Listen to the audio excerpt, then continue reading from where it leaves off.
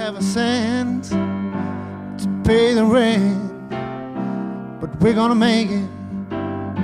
I know we will. We have to be, oh we, but we're gonna make it. I know we will. And if a job is hard to find, and we have to stand in the welfare line, I got my love, and I know you got mine. 'Cause we're gonna make it. I know we will.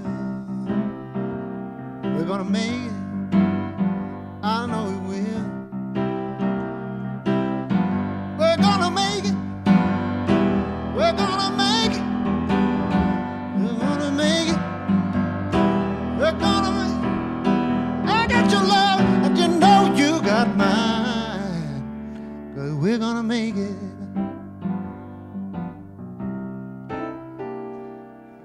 That's a song by Little Milton called "We're Gonna Make It," and it's something that just came to mind because from so long ago, and I've been working with some people who have a label down near Nashville, and they've signed Bobby Blue Bland, Little Milton, and all these great blues artists, and that song occurred to me as one.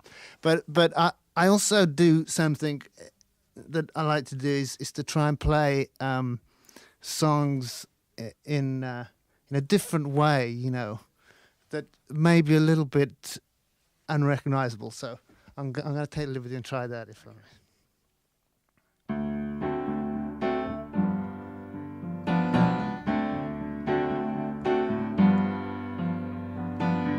When some cold tomorrow finds you, when some sign or dream reminds you, that's when nothing can remind you.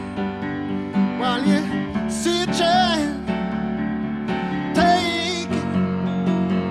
Find romance, fake it, because it's all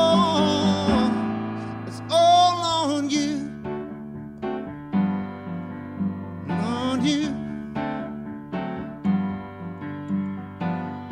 Stand up in a clear blue morning until you see what can be alone in a cold day dawning. Are you still free? Can you be?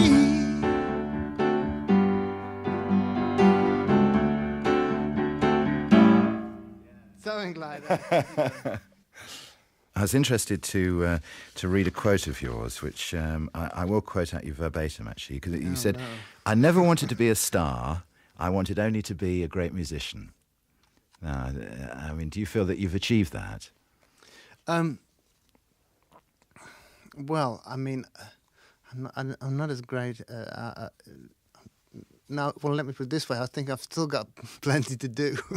You know, there's the great thing about music is that, you know, I never really know it. There's so much to know, and I find it so intriguing the way, you know, music and recording as well can be, all kinds of things can happen, you know, either on stage that can turn out good, and you could never really have engineered or tried to, you know, premeditate things that, you know, and that's actually the thing that intrigues me most of all. In fact, a lot of the stuff, particularly the way the album starts, is like keep the tape rolling. In other words, we never did run-throughs. We always recorded during run-throughs, so that you tend to capture a lot of things that maybe when the red light's on, like some musicians might not actually do. They'd be a bit more careful, or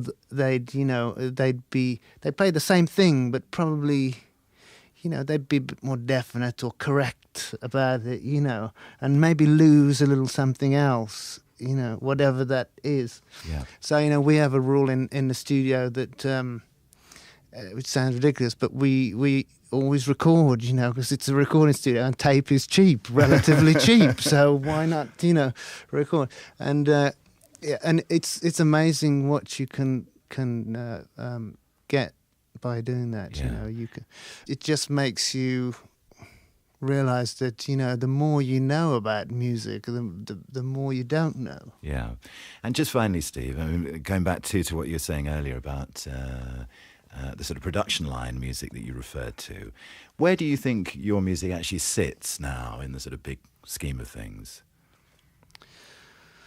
Well, at the moment, it's, you know, I think that there are a lot of people now that are coming through whose music is probably might have been considered dated, but people realize now that there is maybe a certain validity to what was going on, and just because it was 10 or 20 or 30 or even longer, you know, 50 years old like Jimmy Rogers or Hank Williams, or, you know, it doesn't really matter how historical something is. It can still have a great, you know, validity. And I think people generally, audiences generally are I think, quite a bit wiser than they were.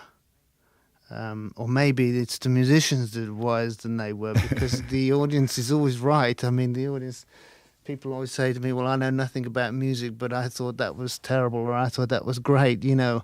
Everyone knows about music, because if they like it, then they know about music. And I'm going to try and create more of a interaction in the music, instead of just songs that are done as a product, as they sometimes get called, you know, and not necessarily to fit into a radio format or any format. You know, I want to make music that is different and has something that people can identify, even if it doesn't fit into like a hard rock or a soft rock or a jazz or anything else.